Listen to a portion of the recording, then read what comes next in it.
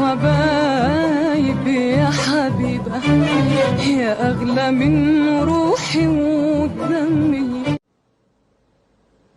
السلام عليكم حبايبي، شلونكم؟ ان شاء الله تكونون بألف خير وصحة وسلامة. اليوم وصفتنا أكلة عراقية لذيذة جدا. أكيد اللي راح يسويها ويجربها راح يحبها جدا جدا، وهي يخنة أو مرقة الباقلة الخضراء أو يخنة الفول الأخضر، سواء مجمد أو سواء لما يكون بوقته يعني نازل. هاي اليخنة متكونة من هذه المكونات اللي قبالكم، اللي هي الفول الأخضر. أني فلسته طبعا وجهين، يعني أنه من القشر وبهذه الطريقة، والشبت، معجون، بصل وثوم، لحم. أنا استخدمت مكعبات لحم أجل، سلقتها وبهرتها، وهذا مرقة اللحم راح استخدمها بيها كل البهارات اللي احنا نحبها، فما راح استخدم بهارات وملح الى ان بعدين اشوف الطعم واقرر استخدم او ازيد شنو من المكونات مع البهارات او الملح. حبايبي خليكم وياي نشوف الطريقة، طريقة سهلة وطعم لذيذ. يلا خليكم وياي ننتقل للطباخ. حبايبي بعد ما انتقلنا احنا للطنجرة او الجزر مالتي على الغاز، خليت استخدمت 4 أو 5 ملاعق اكل زيت، وحطيت البصل المالتي المفروم ناعم. راح اذبل البصل، بس يذبل شوية البصل اضيف له الثوم حتى لا يحترق الثوم عندي. خليكم وياي خطوة بخطوة، يذبل البصل وارجع وياكم.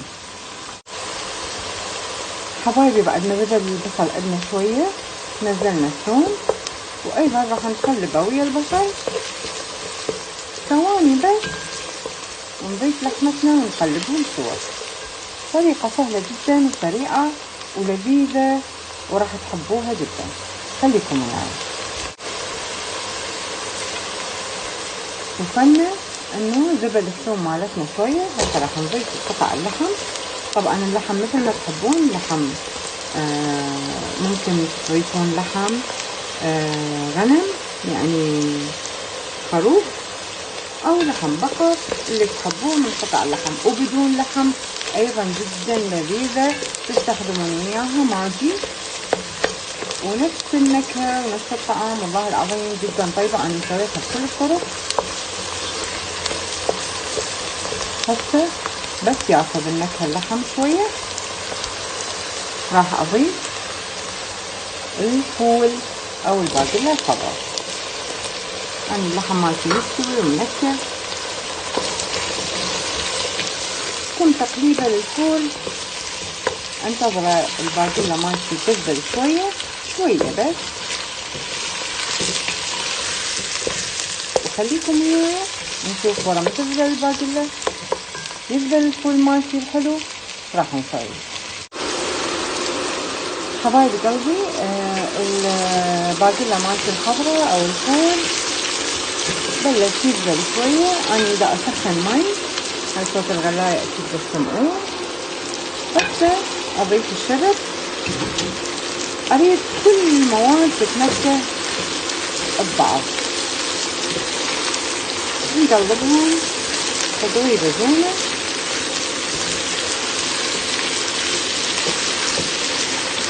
مرقة او يخنة لذيذة جدا، في يعني طعم راح يعجبكم. أنا متأكدة كل عشاق الفول أو الشبت راح يحبوها. شوية ننتظر تذبل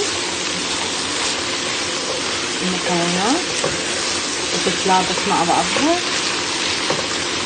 نار عالية طبعا أنا مستخدمة.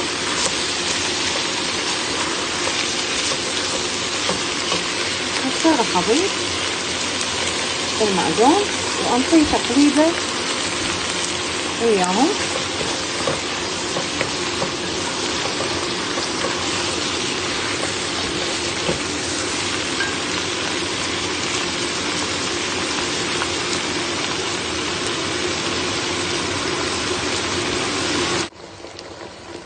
حبايبي آسفة جدا، قبل شوية طفى الفلاش بسبب حرارة الغاز. ضفت بعد شوية معجون لأن شفت لونه خفيف. راح نقلبه تقليبة سريعة ونضيف مرقة اللحم. وإذا احنا ما مسوين لحم نستخدم الماجي ويا المي العادي. أنا هسه راح أضيف مرقة اللحم بيها ملح وبيها كل النكهات والبهارات اللي أنا محتاجتها. وأيضا بعد ما تبدي تغلي نذوقها ونشوف ايش محتاجة، إذا بيها نقص أو ملحها زين، وهكذا. راح أتركها تغلي شوية وارجع وياكم نذوقها سوا ونشوف شلون راح تصير. خليكم وياي حبايبي. ولما وصلنا لهالمرحلة بلشت الباقلة أو الفول مالتي يستوي. أنا ضقتها، شفتها ما محتاجة أي ملح ولا أي بهارات. البهارات اللي أنا خلتها بسوب اللحمة كان كافي. هسه راح أوطي النار عليها وأخليها تستوي شوية شوية على مهلها على نار هادية، حتى الباقلة تستوي بدون ما تنهري وتبقى الحبة بشكلها الحلو. خليكم وياي وانتظرونا لما نسكب ونتغدى، وتمنيناكم ويانا. إن شاء الله سهمكم العافية. انتظروني حبايبي. وهسه صار وقت الأكل. سكبنا مرقتنا أو يخنتنا الروعة وياها هذا الرز الأبيض، تتاكل مع رز أبيض، تتاكل تغميس بالخبز ولا أروع. اليوم كان هذا غدانا.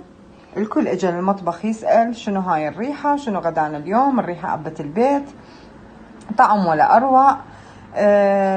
أكيد أنا متأكدة راح تحبوها إذا جربتوها. حبايبي سهمكم العافية. أتمنى يكون الفيديو عجبكم واستفادتوا منه وشفتوا طبخة جديدة، طبخة عراقية لذيذة من طبخاتي بنفس أمي. انتظروني بفيديو جديد. وإذا عجبكم هذا الفيديو أتمنى تسووا لي لايك وشير وتشتركون بقناتي حتى تستمتعون بطبخات جديدة ووصفات لذيذة. نلتقي بفيديو جديد. مع السلامة. الحبايبي يا حبيبة، يا أغلى من روحي ودمي.